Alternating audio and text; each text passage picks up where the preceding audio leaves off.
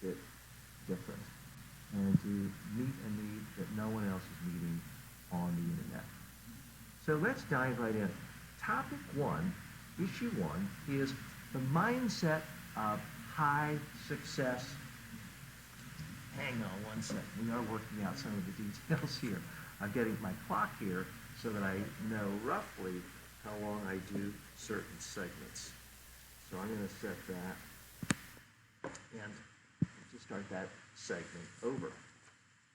So the mindset of successful achievers. What's different about people who are really successful versus people who are so-so or unsuccessful? I do believe that so often it comes down to mindset. Highly successful people, doesn't matter if you're in the fashion industry, the banking industry, legal industry, have a different mindset. And the mindset is quite often one of limitless opportunities, of growth. People who are high achievers believe in unlimited potential. Doesn't mean they're pie in the sky and always walk around with rose-colored glasses, but they believe very much in growth and improvement. They don't have a fixed mentality where they say, well, this is how I was born, this is how it can be, it can't get any better, I have to stay in my place. I studied this in college, so I can never get anything more. That's not what high achievement people do. They believe that if there's something they want to do, and it's not something like becoming an NBA center if you're 5'5", then they will do what it takes to learn, to model from people who have already done it, and to make small incremental changes on a daily basis. That is the attitude of high achievement individuals. For me, the biggest difference between high achievement individuals and everybody else is that most people in life go through life in a reactive state. We walk around all day long with our cell phones. We're reacting to what Jeff Bezos says we should read. We're reacting to what a friend wrote on Facebook, and we're going to set them straight with their stupid political views. And we spend our day consuming content, whether it's mindless entertainment video, and some of that's okay, whether it's more and more news about the same old politicians we don't like. We spend our days consumed with other people's agenda. If you're watching a news broadcast or a news clip or reading a news story, it's someone else's agenda. It's not yours. Now, I'm not suggesting you can never have entertainment or watch a movie, or as Marceau's going to do tonight, watch NFL football. I'm not saying you can't do that, but it's about proportion. People who are high achievers in life spend most of their time not reacting to other people's content, not reacting to advertisements from Amazon and eBay, buy this now, and they don't spend their time reacting to more advertisements from Kentucky Fried Chicken and Coca-Cola, consume this, drink this, buy this, eat all this sugar, and fill yourself to the brim. High achievement people decide what they want. They then program their brain to do the daily habits they want. That's what's different.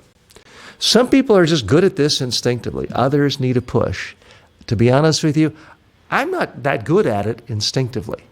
I don't just naturally wake up and do wildly productive things. I have to program my brain. And that's part of what we'll be talking about on this channel on a regular basis. How you can use the same habits, build the same habits of people who are achievement-oriented and not just get stuck in the status quo.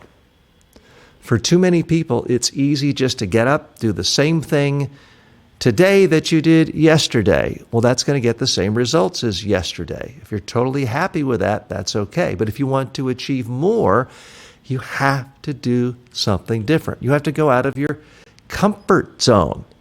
And you're going to make mistakes. Right now, I'm out of my comfort zone. I'm not used to doing a live show that's simulcast on half a dozen websites all over the world at the same time. But I wanted to reach a larger audience. So that's why I'm experimenting, because that's the only way you grow. I'm comfortable and used to making videos on demand. I can look at it. If I don't like it, I can hit delete.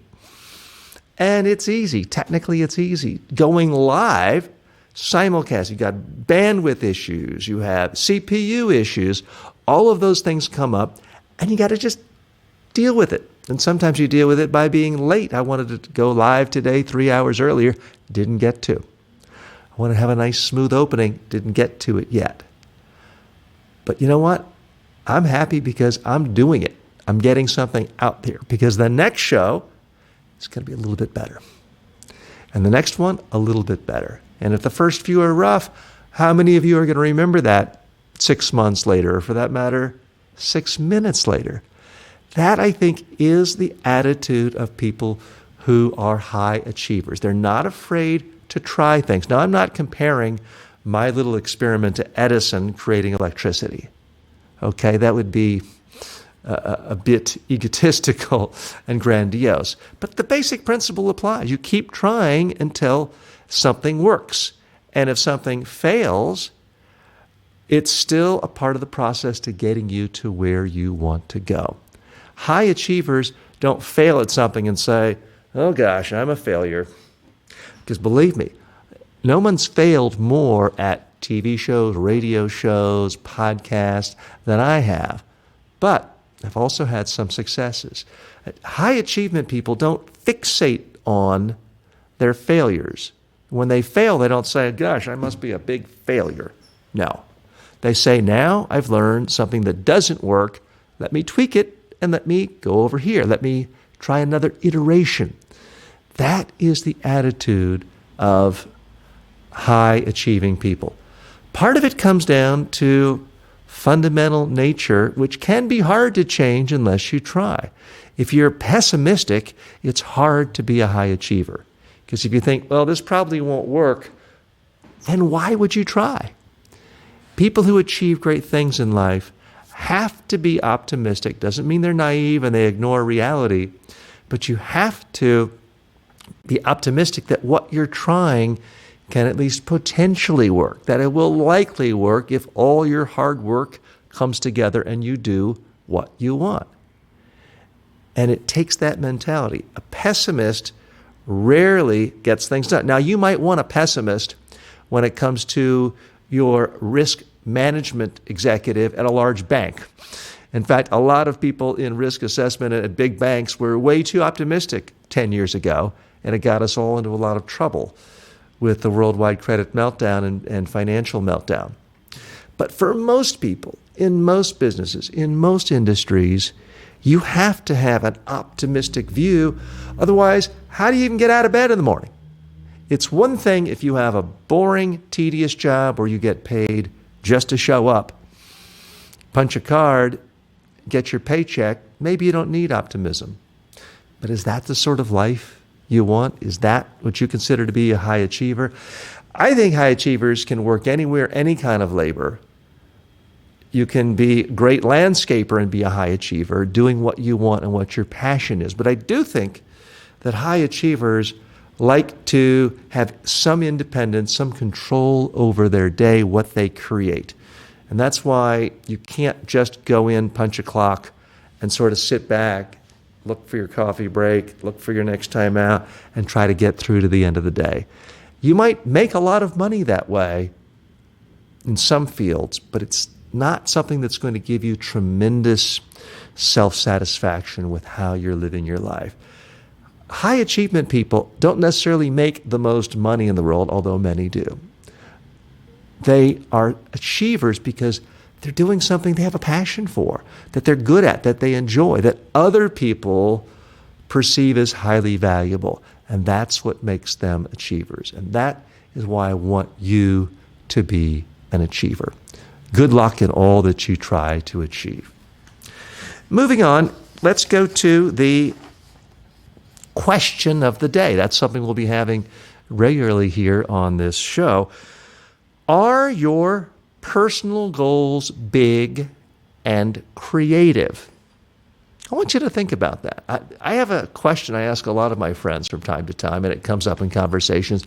If you had $100 million or $500 million, what would you do?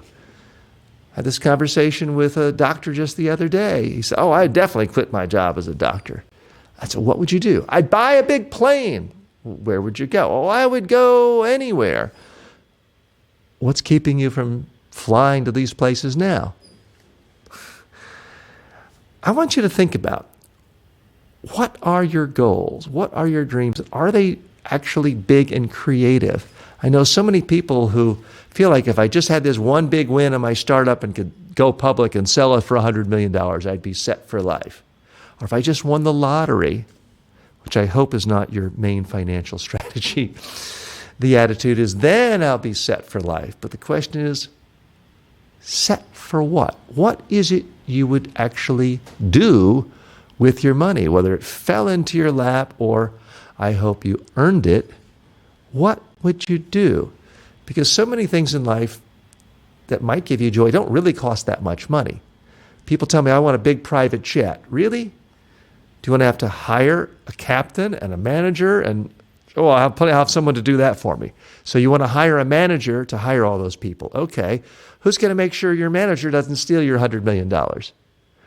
It can open up more and more headaches. If you want to fly somewhere, just fly. If you want to splurge on first class and you can afford it, do that. You don't need $100 million for that. So if you're watching this live or on demand, please share with me in the chat box, in the comments section, wherever you are, what would you spend your money on if you did have some big windfall?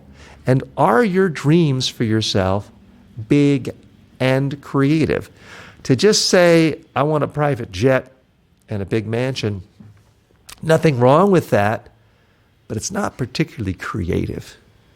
So let's post comment. Do we have anyone watching today, Marcel? I can't. Like a conversation between themselves. Okay. Well, that's fantastic. Let's slide it a little closer, and I'll check that out. By the way, this is a learning experience. I always learn something in every broadcast. One thing I've learned is I should never actually wear this particular sweater because it has a dangling zipper and it is capturing the light and reflecting, and it's annoying. I've never worn this on video before, and I learned a lesson why it's a bad idea. So I do want to thank, Ann Ellie has joined us, Peggy has joined us. Yeah, Ari. Oh, Ari. Ari, thanks for joining us. One of our regulars here. Good to hear from you. And by the way, we're doing a technical check today. So Ari and Peggy, I'd both like to know, are you hearing this and seeing this okay? Are things syncing up, or do I look like a badly dubbed Japanese movie from the 1960s featuring Godzilla? You have 2 new comments. Okay. And Marcia, I'm going to need you to bring it closer to me. I can't read That's it. the resolution. You gotta fix the resolution. Okay. Can you see it? So Ari says, I would be doing the same thing I'm doing now, except maybe do more traveling with my family. So Ari, that's his answer to what would you be doing if you earned or won $100 million or $500 million? What would be your dreams, and are they creative? Well, Ari, that's a good sign that you're doing something right with your life now, that you don't need big change. There have been all these studies of lottery winners who quit their job, think they're going to be the happiest in their life, and they're miserable a year later and they've lost all their money.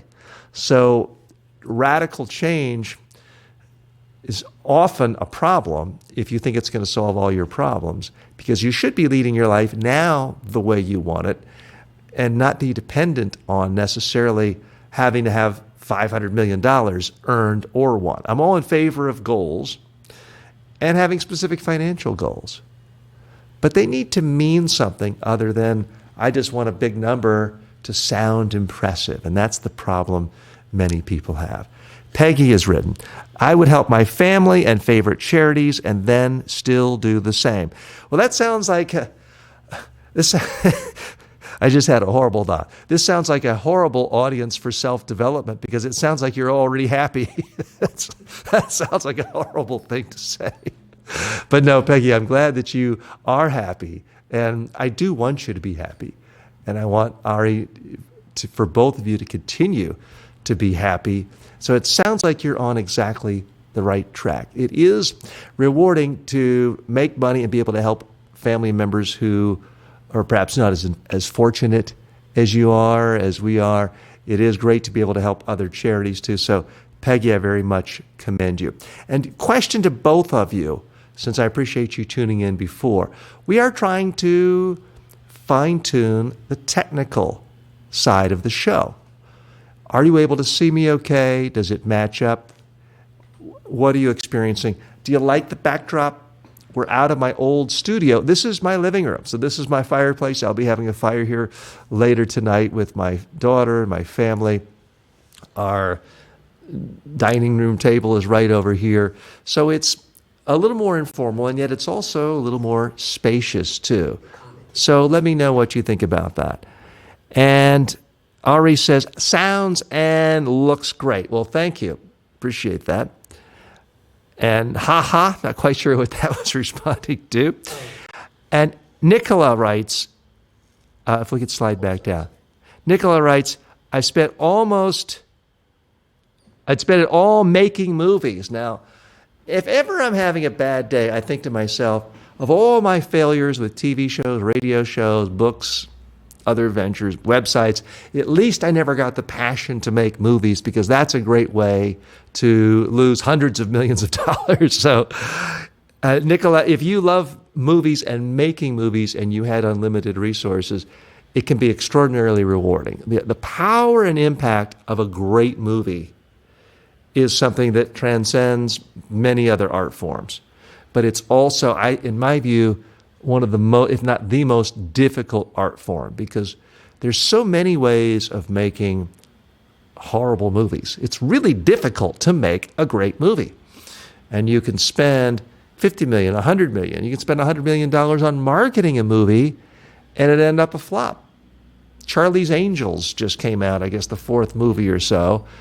Big budget, big stars, big special effects, and a complete bomb at the box office based on what I saw earlier today.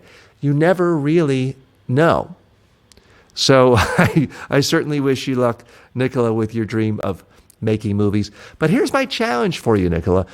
If you love making movies, and this were 30 years ago, I would say, yes, you do need to win the lottery. You do need to make $100 million in something else. But guess what? As I'm sure you know, there are people who make movies now for virtually nothing.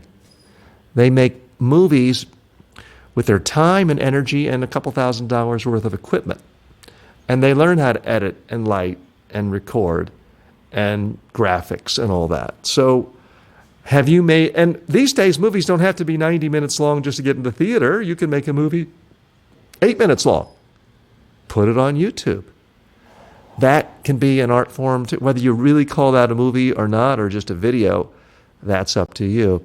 But let me ask you, Nicola, have you spent your time and energy making movies now? Because we live in a digital age. It's simply, I mean, it used to be cost prohibitive. Just buying the blank rolls of film would cost a fortune and prevented most people from making movies. So they had to get a studio to underwrite it and buy them off and make it all happen. Those days are gone. The studios are still making movies, but movies are coming from all sorts of places. I certainly remember Morgan Spurlock, his movie about eating at McDonald's every day, Super Size Me, for 30 days. Such a powerful movie. He made it for almost nothing, built a whole career for himself out of it. And it's something he did out of passion. And it's something he did very inexpensively. I also remember it was the first movie I ever saw on an iPod. If you remember iPods back in the day, this was probably 14 years ago. I watched that movie on a little iPod screen on an airplane, and it was still extraordinarily powerful. So I want to thank you for sharing on that.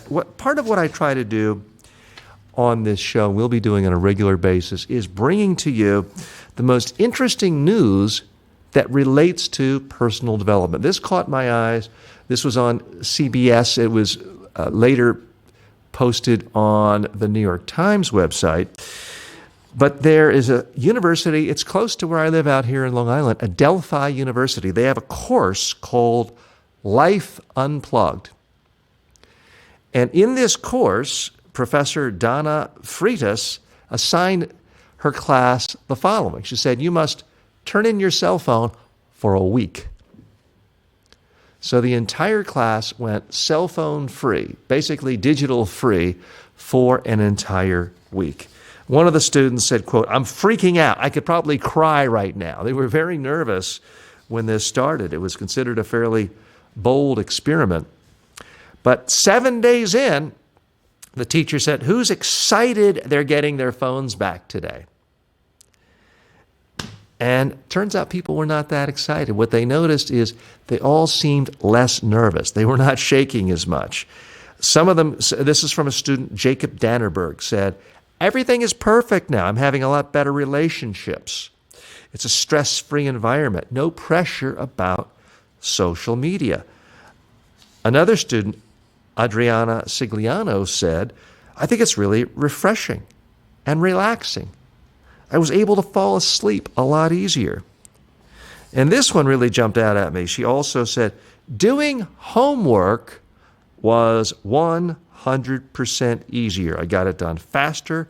I was in the zone. And this all came from students going without their cell phones for a week. Now, somehow, I guess they were still allowed to use their computer to write their assignments for school.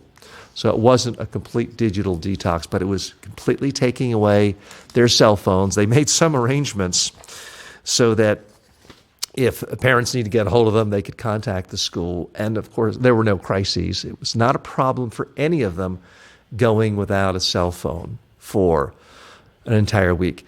Here's my challenge to you. Would you be willing to go without your cell phone for some length of time? A week may seem too long.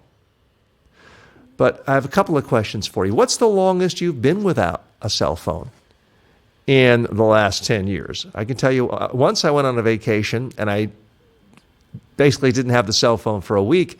I did get a little antsy wondering what's happening to my business. But I do think it's extraordinarily powerful in a good way to have certain times when you do not have cell phone access.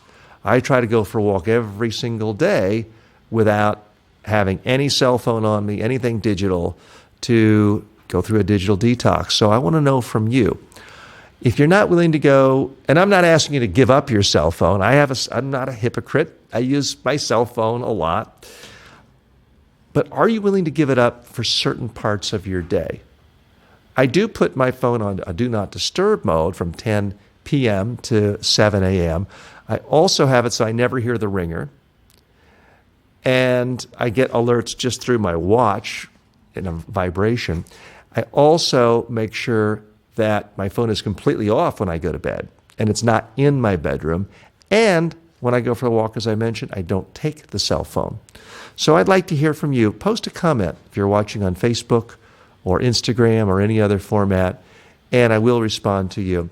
If you have some method for making it easier to pry a cell phone out of your hand or anyone else's hand, please share it with me. I want this to be a community where we share all of our best personal development tips.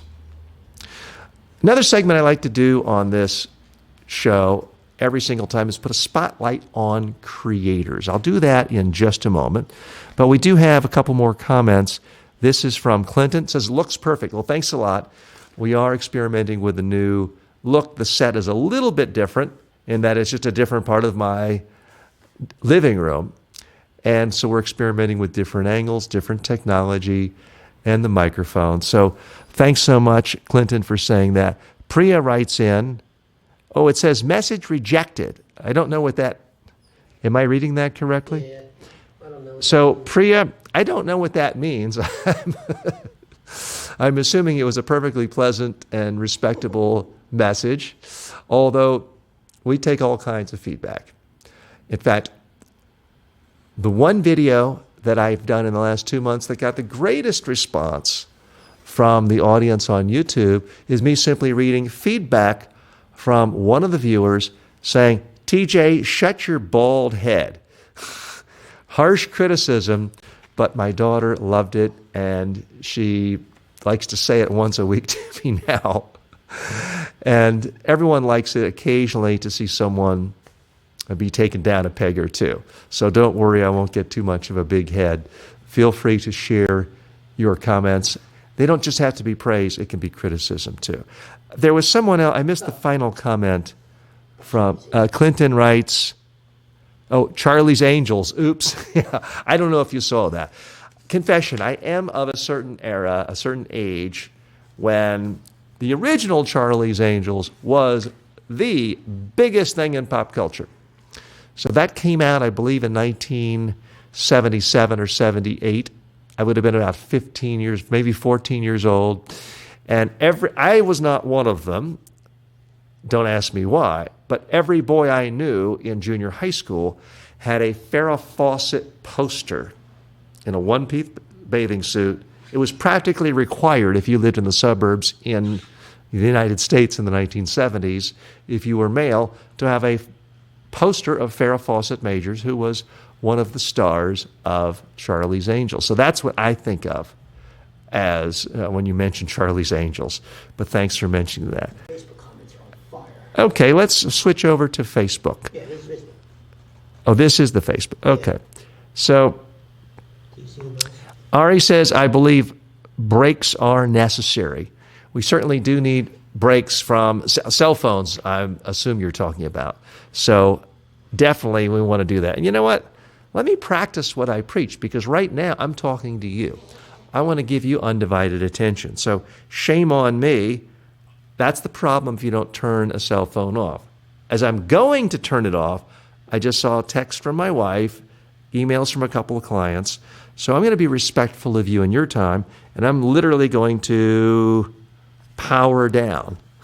So now I'm not even tempted. If it lights up, you don't have to worry about my eyes going down here. That's one of the big problems of cell phone culture, is its ability, whether it's a ring, a vibration, a ping, a little bit of a notification, it's always grabbing our attention.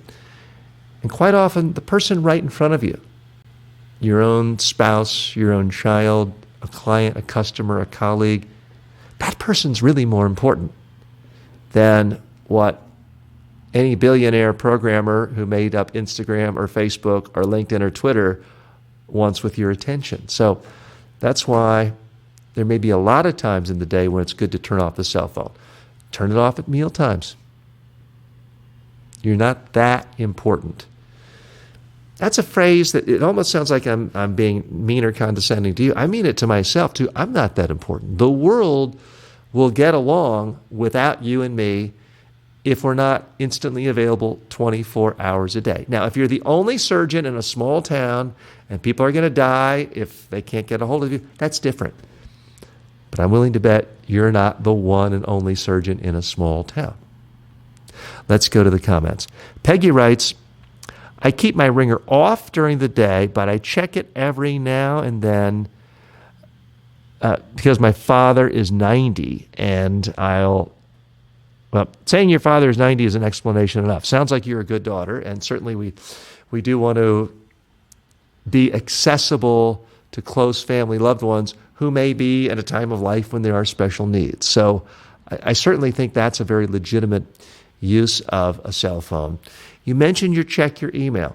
Confession, I'm telling you right now what one of my own personal development habits is, and this is a new one, or projects.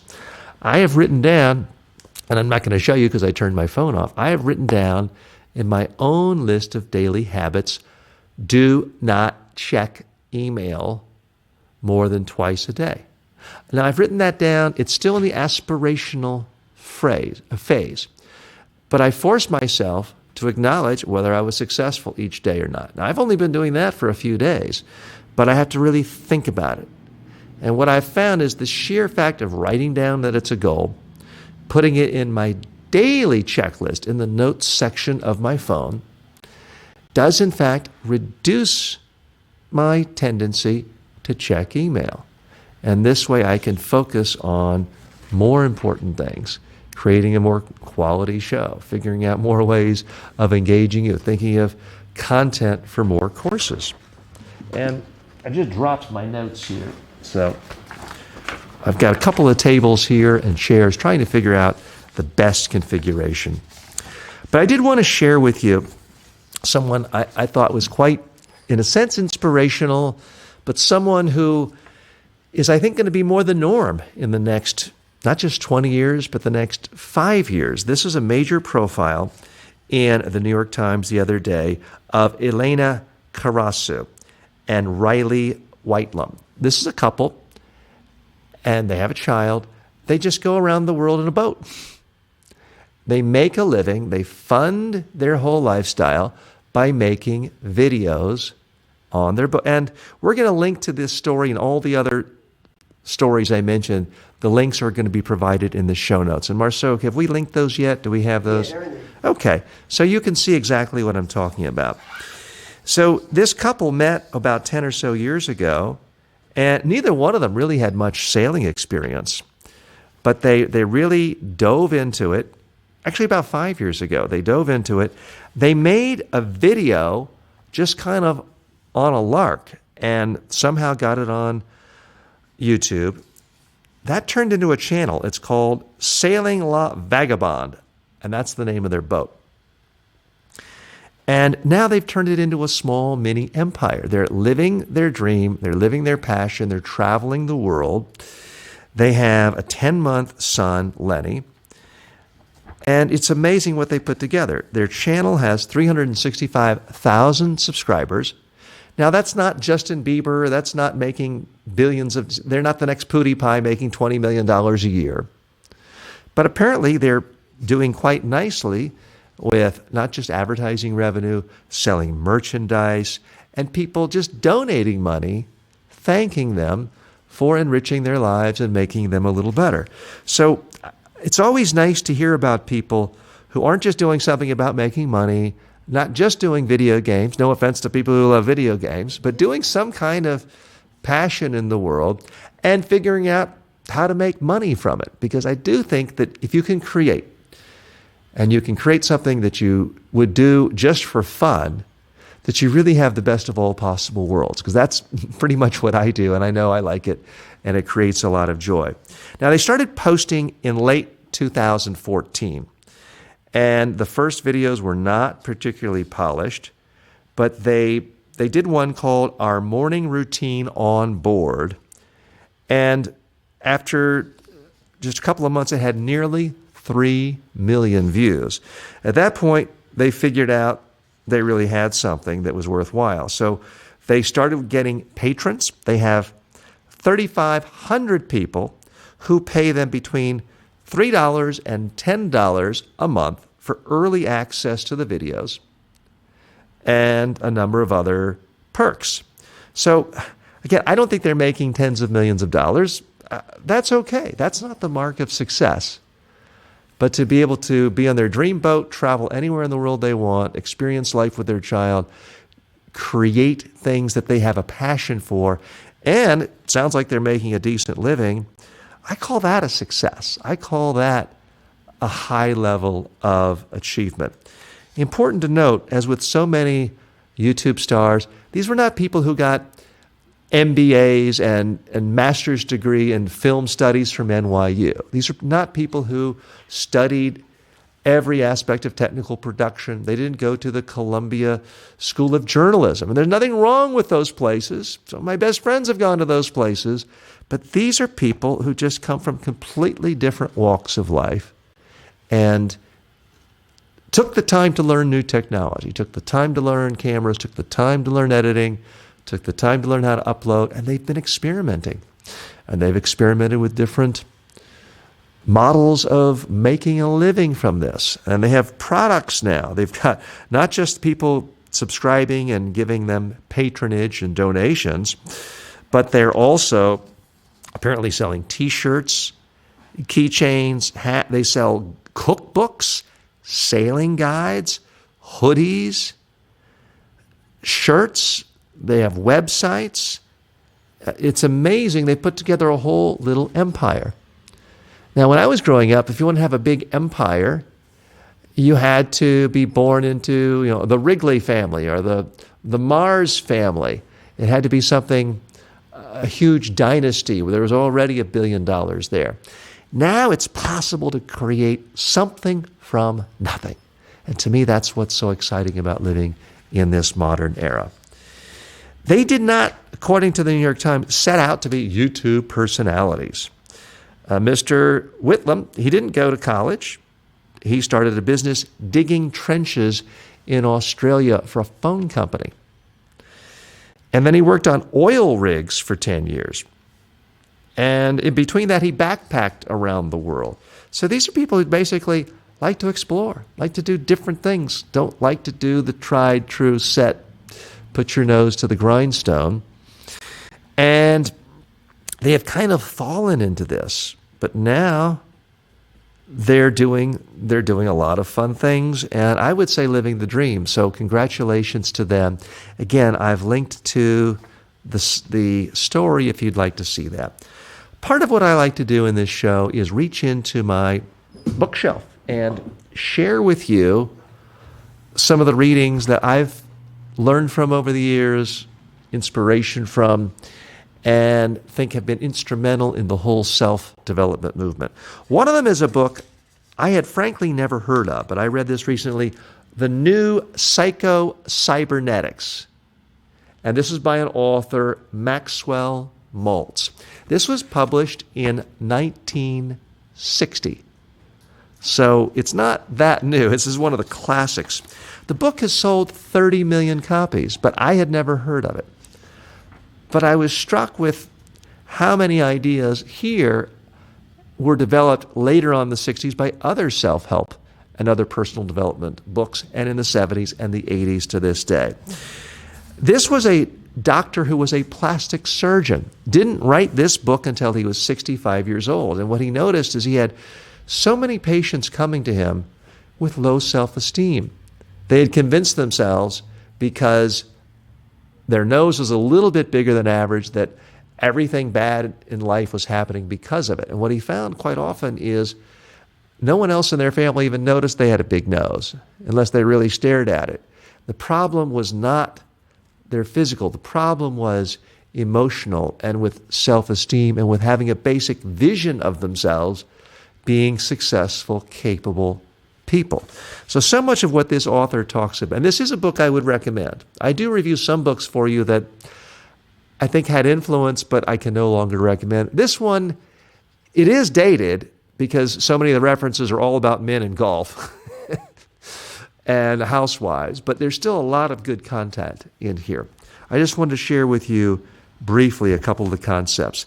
The self-image then controls what you can and cannot accomplish, what is difficult or easy for you, even how others respond to you, as certainly and scientifically as a thermostat controls the temperature in your home. Specifically, all your actions, feelings, behavior, even your abilities are always consistent with this self-image. This is why trying to achieve something difficult with teeth gritted is a losing battle. Willpower is not the answer. Self-image management is. Now, to some of you, that may sound obvious or trite. It's in part because this guy had so much influence on the whole personal development movement. And he does sort of take credit for a lot of other people, but he backs it up because of when it was written. So it's a great sort of history of self-help personal development movement. And a lot of the ideas you'll think, well, that's obvious, but then you got to ask yourself, who made it obvious? This guy was definitely a part of it. And again, 30 million copies of this book have been sold. So I would recommend it if you are a student of the personal development movement and you're interested in the history. You won't get that many ideas in there where you think, well, I never thought of that before, I'll try that. It's not that kind of a book. I also like to share with you, and I've linked to the book on Amazon if you want. Again, I'm not selling anything, at least not yet, and I don't make any commissions, so there's no affiliate fees. So don't buy the book as a favor to me. Now, here's another book. This is more recent, Linchpin by Seth Godin. He is alive, and he is someone who is a wildly successful author who's written dozens of books, all New York Times bestsellers. This book is now a classic, Linchpin. It was a New York Times bestseller. I want to share with you an excerpt from it. And it seems so timely. Now, the book actually came out in 2010, so it's about a decade old, but I want to share with you some of his comments. It says, now, though the proletariat owns the means of production, now the workers, and he's not a communist, believe me, now the workers are self-organized online. Now access to capital and the ability to find one another are no longer problems. The factories are our minds. If the thing the market values is insight or creativity or engagement, then capital isn't nearly the factor it used to be. This whole concept behind Linchpin is that if you want to be valued in an organization or a business or your own business, you have to be so creative, special, different, interesting, that you hold other people together. You have to be the linchpin in an organization. The idea of having a set job description, showing up, punching a clock, doing just what you're asked for, doesn't exist anymore, with a few exceptions. Yeah, there are exceptions in some large corporations, private and public sector, but the best jobs in the world are not like that. The people who are thriving have become the linchpins in organizations, and whether it's a big organization or a small organization. Now, Seth Godin is one of the most wildly successful bloggers. He blogs about marketing, business, but really philosophy too. If you just type in Seth Godin blog, it'll take you right to it. He writes 7 days a week, often very short, but always great nuggets of insight. So this is a book that I would also recommend. And you can gain so much knowledge from any of Seth Godin's books. I urge you to check it out. I do want to mention our sponsor today, which is my online class, one of my new online classes. There's a link to it below. This gives you a very sizable discount. You'll be able to get the course for less than $10 on how to be more creative. And creativity is not just about drawing, painting, artwork, poetry, and composing music. You can be more creative in every aspect of your life. This is a very intensive online course, video-based. I think you'll enjoy. So it's a special treat for you for watching the show this far. If you click below on the link, you'll get a very sizable discount on that course. We are coming up near the end. If you have any last-minute questions or comments, and I know we're monitoring them on not all the sites we're live on, but we're working out the kinks on that. Marceau, do we have any other comments on Facebook or YouTube or Instagram? Great. Well, it is dinner time here in New York on the East Coast. I appreciate those of you who've joined me live. If you're watching this on demand, I'll be coming to you daily right here on this platform, regular basis, where together we're going to have a conversation and community on all aspects of personal development. I'm TJ Walker. See you next time. Oh, yeah, you can just go there, yeah. Food. Yeah, you can. But just go. Okay. So now, as an exercise,